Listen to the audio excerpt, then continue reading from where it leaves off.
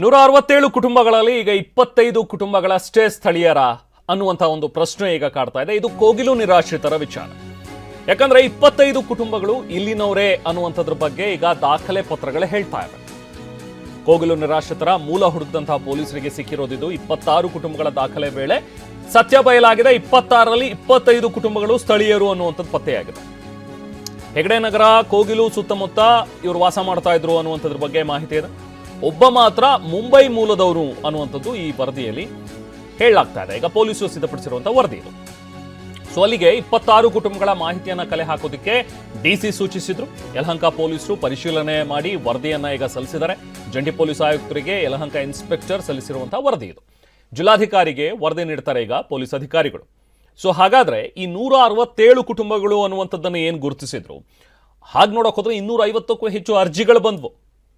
ಆದರೆ ಇಲ್ಲ, ಇದರಲ್ಲಿ 167 ಕುಟುಂಬಗಳನ್ನ ನಾವು ಗುರುತಿಸ್ತಾ ಇದ್ದೀವಿ ಅನ್ನುವಂಥದ್ದು. ಅಂದರೆ ಈಗೇನು ಹೊಡೆದಾಕದ್ರಲ್ಲ ಮನೆಗಳು, ಹೊಡೆದಾಕದಂಥ ಒಂದು ಮನೆಗಳ ಪೈಕಿ 167 ಅಂತ ಹೇಳಿ ಏನು ಗುರುತು ಮಾಡಿದ್ರು, ಅದರಲ್ಲಿ ಮತ್ತೆ ಪರಿಶೀಲನೆ ಮಾಡೋದಕ್ಕೆ ಹೊರಟಾಗ 26 ರೌಂಡ್ ಆಫ್ ಮಾಡಿದರೆ 26 ಕುಟುಂಬಗಳು ಇಲ್ಲಿನ ಕುಟುಂಬಗಳು, ಅಂದರೆ ಕರ್ನಾಟಕದವರು, ಕನ್ನಡದವರು ಅನ್ನುವಂಥದ್ರ ಬಗ್ಗೆ ಹೇಳಲಾಗ್ತಾ ಇತ್ತು.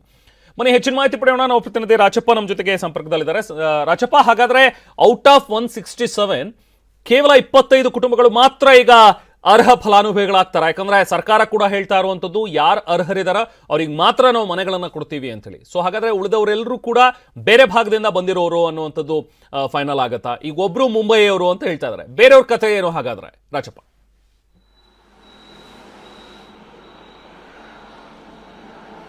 ರೆಹಮಾನ್, ಅಂದ್ರೆ ಏನು ಕೋಗಿಲಿನಲ್ಲಿ ಅಕ್ರಮವಾಗಿ ನಿರ್ಮಿಸಿದಂತಹ ಗುಡಿಸಲು ತೆರವು ಪ್ರಕರಣಕ್ಕೆ ಸಂಬಂಧಪಟ್ಟಂತೆ ದಿನಕ್ಕೊಂದು ಟ್ವಿಸ್ಟ್ ಅನ್ನ ಪಡೆದುಕೊಳ್ತಾ ಇದ್ದು. ಅದ್ರ ಜೊತೆಗೆ ಸಾಕಷ್ಟು ಆರೋಪ ಪ್ರತ್ಯಾರೋಪಗಳು ಕೂಡ ಕೇಳಿ ಬಂದಿತ್ತು. ಅಲ್ಲಿದ್ದವ್ರಿಗೆ ಮನೆ ಕೊಡಬೇಕಾ ಬೇಡವಾ ಅನ್ನುವಂತಹ ಚರ್ಚೆಗೂ ಕೂಡ ಗ್ರಾಸವಾಗಿತ್ತು. ಈಗ ಜಿಲ್ಲಾಧಿಕಾರಿಗಳು ಏನು 150ಕ್ಕೂ ಹೆಚ್ಚು ಜನರಿಗೆ ಅಲ್ಲಿ ಮನೆಯನ್ನ ಬೇರೆ ನಿವಾಸವನ್ನು ಕೊಡಬೇಕು ಅಂತ ಹೇಳಿ ಏನು ಮಾತುಗಳು ಕೇಳಿ ಬರ್ತಾ ಇತ್ತು. ಅದಕ್ಕೆ ಸಂಬಂಧಪಟ್ಟಂತೆ ಈಗಾಗಲೇ ನಗರ ಪೊಲೀಸರಿಗೆ ಜಿಲ್ಲಾಧಿಕಾರಿಗಳು 26 ಜನರ ಒಂದು ಹೆಸರನ್ನ ನೀಡಿ ಅವರ ಒಂದು ದಾಖಲಾತಿಯನ್ನ ಪರಿಶೀಲನೆ ಮಾಡಬೇಕು ಅಂತ ಹೇಳಿ ಪೊಲೀಸರಿಗೆ ಸೂಚನೆಯನ್ನು ಕೊಟ್ಟಿದ್ರು. ಇದಕ್ಕೆ ಸಂಬಂಧಪಟ್ಟಂತೆ ಯಲಹಂಕ ಠಾಣೆ ಇನ್ಸ್ಪೆಕ್ಟರ್ ಕೃಷ್ಣಮೂರ್ತಿರವರು ಈ ಎಲ್ಲ ಏನು 26 ಜನರ ಒಂದು ಲಿಸ್ಟ್ ಏನು ಕೊಟ್ಟಿದ್ರು ಅದನ್ನ ಪರಿಶೀಲನೆ ಮಾಡುವಂತ ಸಂದರ್ಭದಲ್ಲಿ ಅವರ ರೇಷನ್ ಕಾರ್ಡ್ ಆಗಿರ್ಬೋದು, ಜೊತೆಗೆ ಆಧಾರ್ ಕಾರ್ಡ್ ಸೇರಿದಂತೆ ಅವರ ಸಂಬಂಧಿಕರು ಯಾರ್ಯಾರಿದ್ದಾರೆ ಈ ಎಲ್ಲ ಆಂಗಲ್ ಕೂಡ ಹೋಗಿ ಪರಿಶೀಲನೆ ಮಾಡಿದಂತ ವೇಳೆಯಲ್ಲಿ 25 ಜನರು ಕೋಗಿಲು ಹಾಗೇನೆ ಹೆಗಡೆ ನಗರ ಈ ಸುತ್ತಮುತ್ತ ಇರುವಂತವರು ಕಂಡು ಬಂದಿದೆ. ಅದರಲ್ಲಿ ಓರ್ವ ಮಾತ್ರ ಮುಂಬೈನಿಂದ ಬಂದು ಇಲ್ಲಿ ವಾಸ ಮಾಡಿದ್ದ ಅನ್ನುವುದು ಗೊತ್ತಾಗಿದೆ. ಅಂದ್ರೆ ಉಳಿದಂತವರ ಒಂದು ದಾಖಲಾತಿ ಪರಿಶೀಲನೆಗೂ ಕೂಡ ಸೂಚನೆಯನ್ನ ಜಿಲ್ಲಾಧಿಕಾರಿಗಳು ಕೊಡ್ತಾರೆ. ಅದು ಹಂತ ಹಂತವಾಗಿ ನಡೆಯುತ್ತೆ. ಅಂದ್ರೆ ಒಮ್ಮೆಲೆ ಆಗಿ ಎಲ್ಲರ ಒಂದು ದಾಖಲಾತಿ ಕೊಟ್ಟು ಪರಿಶೀಲನೆ ಮಾಡೋದ್ರ ಬದಲಾಗಿ ಹಂತ ಹಂತವಾಗಿ ಪರಿಶೀಲನೆ ಮಾಡೋದಕ್ಕೆ ಮುಂದಾಗಿರುವಂಥದ್ದು. ಹಾಗಾಗಿ ಅಲ್ಲಿ ಏನು 150 ಜನರು 150 ಕುಟುಂಬಗಳು ಇದ್ವು ಅಂತ ಏನು ಹೇಳಲಾಗ್ತಿದೆ ಅವರೆಲ್ಲರ ಒಂದು ಪರಿಶೀಲನೆ ಕೂಡ ಆಗತ್ತೆ.